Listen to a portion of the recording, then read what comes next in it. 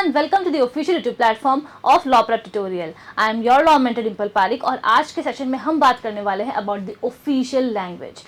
अब इस सेशन को स्टार्ट करने से पहले मैं आपसे ये जानना चाहूँगी कि क्या इंडिया की कोई नेशनल लैंग्वेज है? जल्दी से मुझे कमेंट करके बताइए। जब हम बात करते हैं ऑफिशियल लैंग्वेज के बारे में तो सबसे पहला जो हमारा प्रोविजन है वो आ जाता है article 120 of the Indian constitution, जो हमें बताता है about the official language of our parliament, जहाँ साफ साफ कहा गया है कि भाई हिंदी और इंग्लिश दोनों ही ऑफिशियल लैंग्वेजेस हैं पार्लियामेंट की। बट यहाँ पे कभी कभी क्या होता है कि कोई मेंबर ऑफ पार्लियामेंट होते हैं, उन्हें अपनी रीजनल लैंग्वेज आती है, हिंदी और इंग्लिश दोनों में ही वो प्रॉपर्ली कम्युनिकेट नहीं कर पाते हैं। बट यहाँ पर जो डिस्कशन है वो तो रुकना नहीं चाहिए, बिकॉज हर एक मेंबर की जो भी सोच है, जो भी व्यूज है, पर्सपेक्टिव्स हैं, वो जानना बहुत ज़रूरी है।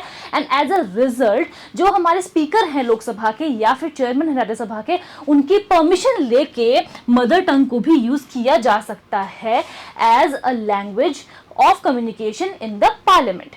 Now coming to the next provision, it is article 343 of the Indian constitution, जहाँ पे बात होती है कि हमारी जो यूनियन है उसकी ऑफिशियल लैंग्वेज कौन सी है। तो साफ साफ हमें कहा गया था कि भाई हिंदी इन देवनागरी स्क्रिप्ट ये होने वाली है हमारी ऑफिशियल लैंग्वेज। बट क्योंकि ब्रिटिशर्स गए ही थे, इंडियन कॉन्स्टिट्यूशन को हमने अडॉप्ट ही किया था, तो उस वक्त इंग्लिश लैंग्वेज से हमें बिल्कुल आती थी इंग्लिश लैंग्वेज, राइट। तो इसीलिए हमने ये बोला कि आने वाले 15 इयर्स तक इंग्लिश को हम लोग एज ऑफिशियल लैंग्वेज यूज करने वाले हैं और उसके बाद पार्लियामेंट लॉज बना के चेंजेस लेके आ सकती है। एंड एज अ रिजल्ट आज हम ये देख रहे हैं कि बात करें अगर हम official language of the union की, तो हिंदी और इंग्लिश दोनों ही हमें एज अ ऑफिशियल लैंग्वेज देखने को मिलती है। उसके बाद आते हैं सीधा towards article 348 of the Indian constitution, जहां बात होती है सुप्रीम कोर्ट और हाई कोर्ट में यूज की जाने वाली ऑफिशियल लैंग्वेज की, जहां साफ साफ लिखा हुआ है कि जब तक पार्लियामेंट कोई और अदर लॉ नहीं लेके आ जाती है, कुछ और रेगुलेशंस नहीं लेके आती है, रूल्स नहीं लेकर आती है, तब तक इंग्लिश लैंग्वेज जो है वो हमारी क्या होने वाली है, ऑफिशियल लैंग्वेज होने वाली है, जो हम यहाँ पर यूज करने वाले हैं।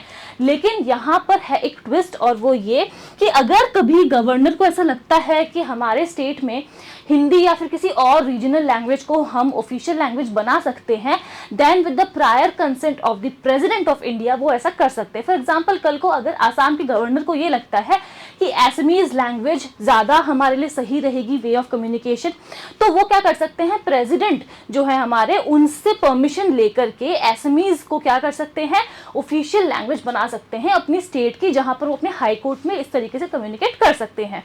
ये हो गए हमारे सारे इंपॉर्टेंट प्रोविजंस। अब हम सीधा चलते हैं टुवर्ड्स द 8th शेड्यूल, जो हमें टोटल 22 ऑफिशियल लैंग्वेजेस के बारे में बताता है, जिसको गवर्नमेंट ऑफ इंडिया ने रिकॉग्नाइज किया है। And it includes all of these, जैसे कि Assamese, Bengali, Bodo, Dogri, Gujarati, Hindi, Kannada, then there comes Kashmiri, Konkani, Maithili, Malayalam, Manipuri, Marathi, Nepali, Oriya, Punjabi, Sanskrit, Santhali, Sindhi, Tamil, Telugu, Urdu.